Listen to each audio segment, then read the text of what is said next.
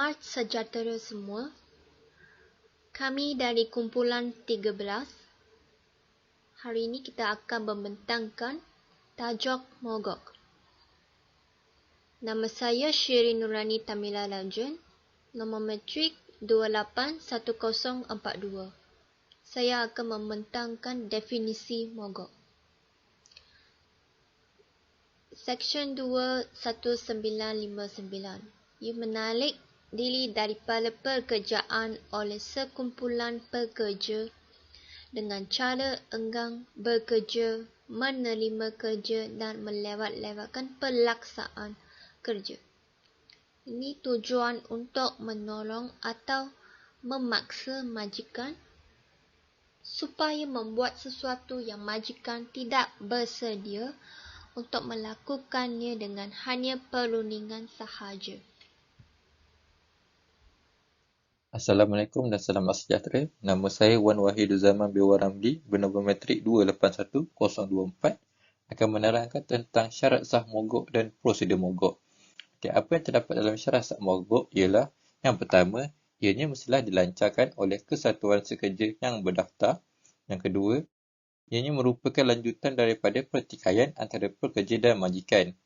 Ianya mestilah rundingan bersama majikan yang telah dilakukan tetapi ianya gagal. Menurut Seksyen 41C Akta Kesatuan Sekerja 1959, ia merupakan keputusan yang dicapai melalui undi sulit yang mengandungi resolusi untuk mengadakan mogok. Dan terakhir, 25 Akta Kesatuan Sekerja 1959, ianya mestilah persetujuan daripada 2/3 ahli yang layak mengundi untuk mengadakan mogok.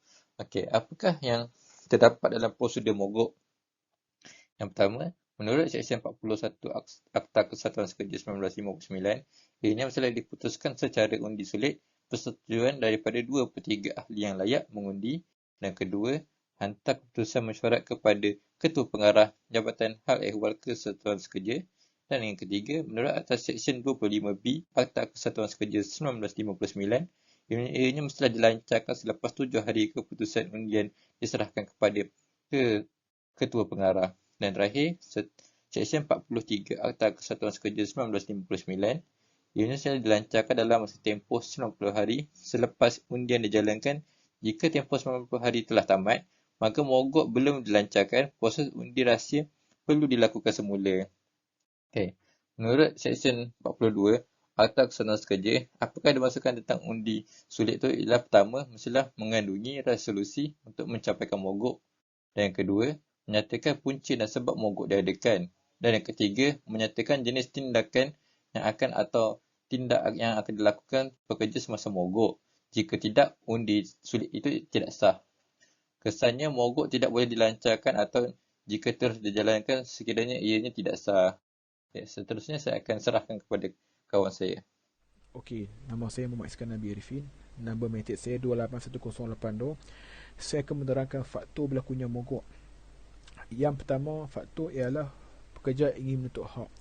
Di dalam Seksyen 4-1 atau perhubungan perusahaan menyatakan tiada sesiapa pun yang boleh campur tangan, menghalang atau memaksa seorang pekerja atau majikan dalam menjalankan haknya untuk menubuhkan atau membantu penubuhan dan mesin kesatuan sekerja dan menyertai kegiatan-kegiatan yang sah.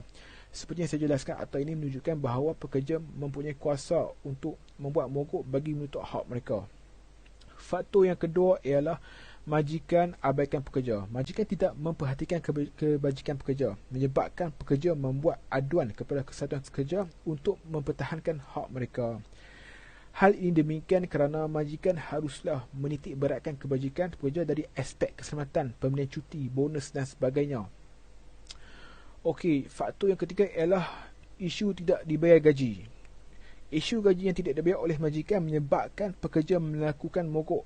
Hal ini demikian, majikan telah mendiskriminasikan pekerjanya dengan mengarahkan pekerja melakukan kerja tanpa dibayar gaji yang menyebabkan pekerja mengambil tindakan untuk membuat mogok. Okey, faktor yang terakhir ialah gaji tidak mengikut kriteria. Sebab berlakunya mogok antara kalangan pekerja adalah disebabkan gaji atau upah yang diberikan oleh majikan tidak dipenuhi piawai, yang menyebabkan pekerja meminta majikan menaikkan gaji. Pekerja mempunyai hak untuk mendapatkan gaji yang adil dan setimpal bagi membolehkan pekerja sekeluarga menjalani kehidupan seharian. Justru itu, mogok ini adalah satu cara untuk majikan mempertimbangkan upah yang telah diberikan kepada pekerjanya agar produktiviti organisasi terjamin. Okey, itu saja daripada saya. Saya serahkan kepada next presenter. Selamat sejahtera kepada Puan. Nama saya adalah Chan Mayin dan nombor matrik saya adalah 279971. Hari ini saya akan membentangkan larangan untuk mogok. Pada session 44, Akta Berhubungan Perusahaan 1967 telah menyatakan bahawa melarang tindakan mogok dalam situasi seperti berikut. Yang pertama, dalam tempoh di mana lembaga penyiasat dilantik menurut Seksyen 34 Akta Berhubungan Perusahaan 1967 menjalankan penyiasatan dan dalam tempoh 7 hari selepas penyiasatan itu selesai. Yang kedua, berkaitan dengan sebarang perkara yang diliputi perjanjian bersama yang telah diambil perhatian oleh Mahkamah Perusahaan atau perkara yang diliputi oleh keputusan Mahkamah Perusahaan. Yang ketiga, berkaitan dengan hak majikan di bawah Seksyen 13-3 Akta Berhubungan Perusahaan 1967. Dan yang terakhir ialah dalam tempoh tuntutan pengiktirafan oleh kesatuan sedang dikendalikan. Sekian, terima kasih. Assalamualaikum dan salam sejahtera. Nama saya Muhammad Hazi bin Helmi, bernama metrik 280774. Saya akan meneruskan pembentangan ini dengan menerangkan akibat dan hukuman mogok haram. Saya akan mulakan dengan akibat.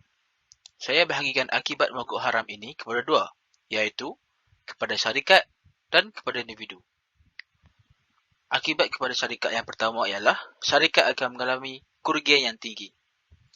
Hal ini disebabkan aktiviti mogok yang dijalankan oleh pekerja akan membuatkan semua tugasan-tugasan mereka tertangguh dan akan membuatkan syarikat mengalami kerugian. Ya kan? Jikalau sesuatu pekerjaan tidak dilakukan, bagaimana sesuatu perniagaan itu tidak diteruskan? Seterusnya, email syarikat akan tercalar. Hal ini menunjukkan bahawa syarikat tersebut tidak mempunyai pengurusan yang sistematik. Akibat mogok haram terhadap individu ialah akan mengakibatkan seseorang itu kehilangan kerja. Seseorang itu boleh kehilangan kerjanya atas sebab ketidakselesaan terhadap tempat kerja yang mempunyai masalah. Seperti yang anda tahu, jikalau sesuatu pekerja itu membuat aktiviti mogok, mesti ada perkara yang tidak digemar atau tidak selesa. Seterusnya, hukuman mogok haram tertakluk pada Seksyen 46 Akta Perhubungan Perusahaan 1967. Jika seseorang itu disabitkan dengan aktiviti mogok haram, ia akan dikenakan penjara tidak melebihi 1 tahun, denda tidak melebihi RM1,000. Tindakan go slow merupakan tindakan melambat-lambatkan kerja yang disertakan dengan mogok. Contohnya dalam kes Goh Bohwat Pottery Works Sendirian Berhad versus Non-Metallic Mineral Products Manufacturing Employees Union telah menyatakan undang-undang yang memberi hak kepada majikan atas kehilangan tenaga dan upah akan berbahaya daripada menghentikan kerja dengan mogok kerana boleh menyebabkan lebih banyak kerugian. Hal ini kerana tindakan go slow dilihat sebagai sabotaj dan tidak dapat dikesan dengan mudah. Contoh kes kedua ialah South East Asia Fire Bricks and Non-Metallic Mineral Products Manufacturing Union. Isu dalam kes ini, pekerja melakukan mogok kerana syarikat telah menolak perlawanan pekerja untuk melakukan rundingan kolektif. Isu yang kedua, syarikat menganggap ianya merupakan satu bentuk perlanggaran kontrak perkhidmatan, dan isu yang ketiga, majikan enggan membenarkan pekerja untuk bekerja semula.